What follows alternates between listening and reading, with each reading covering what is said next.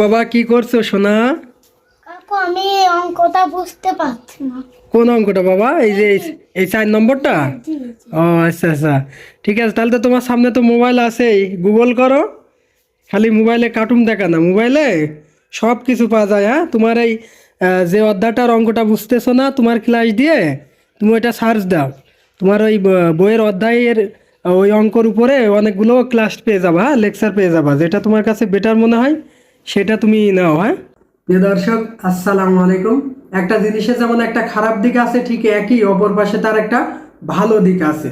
প্রযুক্তিরও ঠিক যেমন খারাপ দিক আছে, তেমন একটা ভালো দিক আছে। প্রযুক্তি যদি ভালো দিকটা যদি আপনি আপনার সন্তানের লাইফে বিল্ড আপ করতে পারেন, তাকে যদি প্রযুক্তির সুফল দিকটা সঠিকভাবে ব্যবহার করাতে পারেন, তাহলে আপনার সন্তান বহু গুণে এগিয়ে যাবে। কারণ বর্তমান কর্পোরেট দুনিয়ায় প্রযুক্তির ব্যবহার খুবই